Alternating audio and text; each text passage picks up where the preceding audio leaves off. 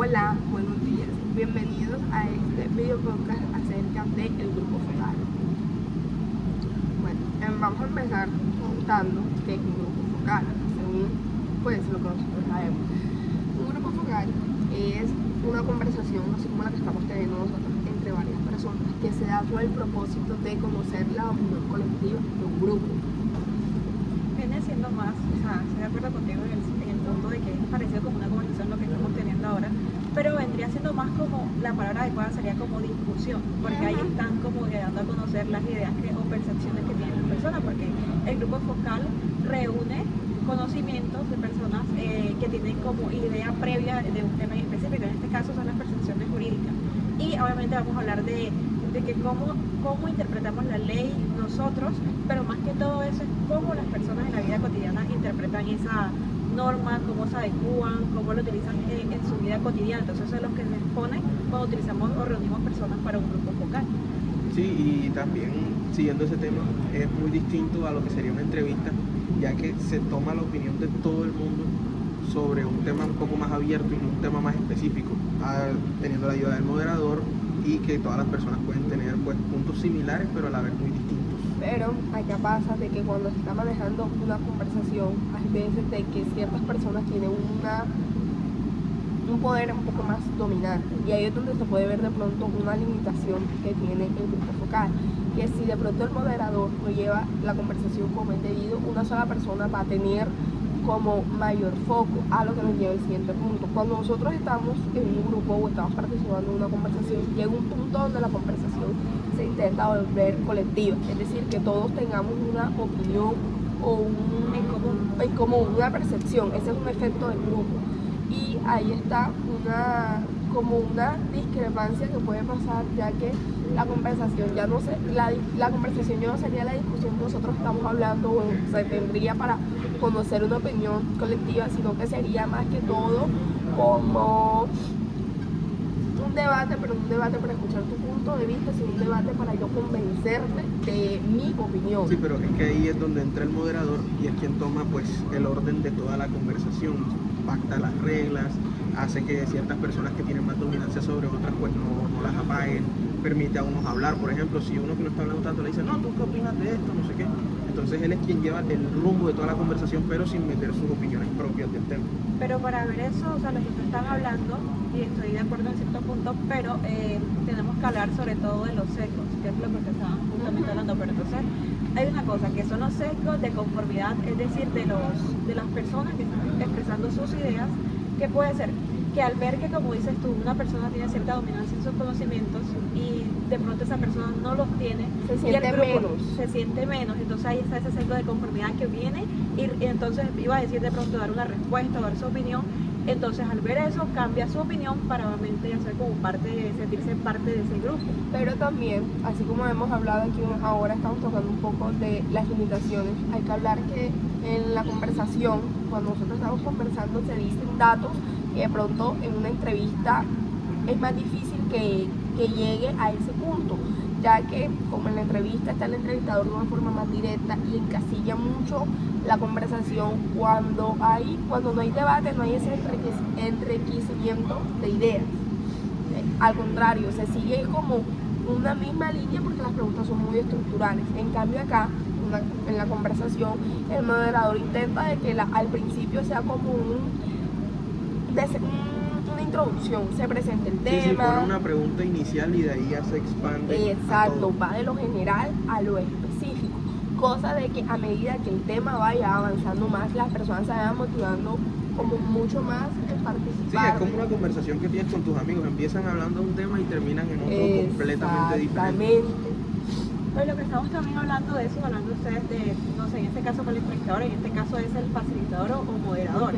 También existe ese sesgo del moderador que puede influir en las respuestas de las personas. ¿Cómo así? Que él, en vez de decir en este caso una pregunta, por ejemplo, le pregunta, ¿esta ley es buena? No debería decir eso porque está insinuando, está llevando a que las personas de una vez digan sí, o sea, de una respuesta en específico.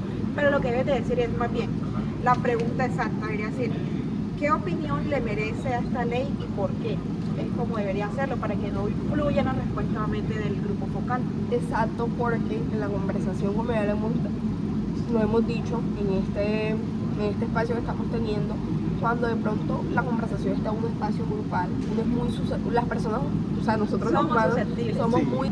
las personas somos muy de pronto susceptibles a esos comportamientos sociales, dicho, o a esa influencia que puede tener tu opinión sobre la mía o la opinión de un conjunto. Entonces yo siento que a pesar de que el grupo focal es una excelente opción para conocer de forma cualitativa los datos, pues no busca medir, simplemente busca saber qué piensa un grupo determinado de cierto tema, porque tampoco es algo que permita ser absolutista, ya que a pesar de que un grupo de 10 personas que se recomienda de 6 a 10 personas o de 3 a 5 si es un tema sensible, no puede decir de forma general o de forma concreta qué opina una sociedad entera. Y ahí hay como una discrepancia en las opiniones de las personas, que es lo que genera más conversación y lo que permite que de pronto un grupo de personas que, aunque sean diferentes, pues todas deben de tener algo en común, porque no se necesita que la conversación sea ni muy amplia, porque no se va a saber leer después, pero tampoco necesitamos que sea tan pequeña para que las opiniones todas sean iguales.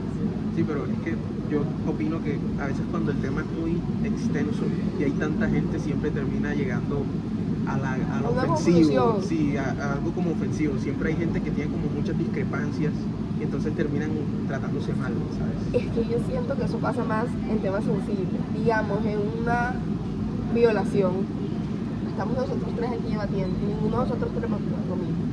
O de pronto en cosas como eutanasia, pena de muerte, o sea, asuntos que mueven fibras tan sensibles o de crianza, de percepción. Que tiene mucho que ver con la moral, los principios que son formados desde siempre. No solamente eso es complejo, porque mientras a ti te parece, no se está bien, genera un bien mayor a otra persona, dice que no, porque vulnera ciertos derechos. Es como cuando se dio acá en Colombia lo del aborto hasta los 6 meses. O sea, muchas personas mucha controversia. estuvieron de acuerdo, o sea, todas las personas estuvieron de acuerdo, y otras personas que dijo fue porque el Estado tiene que permitir tanto tiempo. Entonces, cuando son temas tan sensibles que involucran mucho tu convicción propia, es muy difícil manejarlo en grupo focal, porque también está el rol de poder en las personas. O sea, un grupo focal debe tener todas, así como nosotros, todos somos estudiantes, pero es muy diferente si aquí estudia un profesor con nosotros, un profesor de constitucional o un Tendría profesor, mucho más conocimiento sobre el tema. claramente, y ya aquí nuestra percepción del tema cambiaría, se vería influenciada. Es lo mismo si hay un debate entre jueces y entre juzgados. No es, su rol de poder de los jueces obviamente es mayor. Obviamente la persona que está siendo juzgada, su percepción acerca del tema va a cambiar obligatoriamente. O ahí es donde se busca que los grupos focales tengan esa homogeneidad en el fondo, de pronto personas de la misma edad, imparcialidad, exacto. Pero ahí voy yo, o sea, esa imparcialidad que tendrían es que los grupos focales no son una encuesta para responder preguntas, no es una entrevista tampoco. Son personas destinadas que vienen con, como lo dice ahorita, como con conocimientos previos de un tema. O sea, ellos organizan entre 3 a 6 personas o dependiendo del tema en específico. No, porque generalmente se utiliza para debatir o entrar en discusión políticas públicas, para después tomar decisiones, porque eso son cosas como controversiales, entonces necesitan nuevamente el punto de vista de muchas personas para poder nuevamente ver qué es lo mejor en esa ley.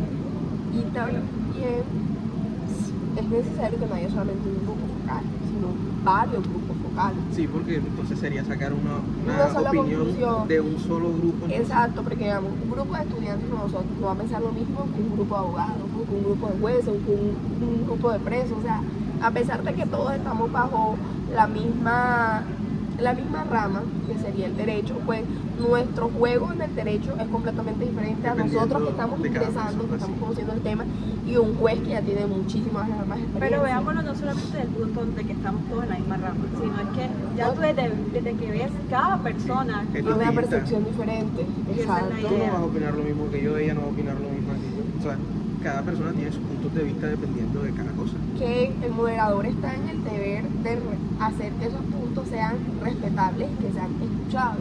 porque como le estamos diciendo, una conversación, de que vamos, una conversación de 10 personas, que toca al principio, Hay mucho caos.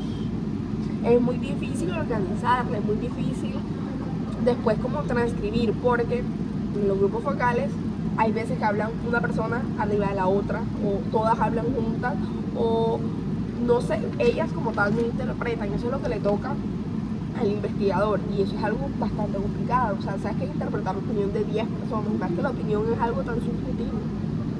Pero ahí está la cuestión de que cuando surgen de pronto esas discrepancias, esos problemas, entre comillas, en el grupo focal se tiene que tener claro desde el principio, y las personas deben de tener claro de que por más que tengan diferencias, aquí eso no es un problema, porque la idea Eso es lo que enriquece. exacto, eso genera como de ser útil para la investigación, de eso se trata el grupo A focal. veces que hayan discrepancias, porque si todo el mundo piensa lo mismo, no se llega a No ningún tiene, punto. Sí. no tiene sentido mente crear ese espacio para mente conocer la idea de Si todo el todos. mundo piensa lo mismo, claro. Bueno, espero que hayan entendido y hayan disfrutado este podcast acerca del grupo focal. Ha sido un placer hablar con ustedes y chao, gracias.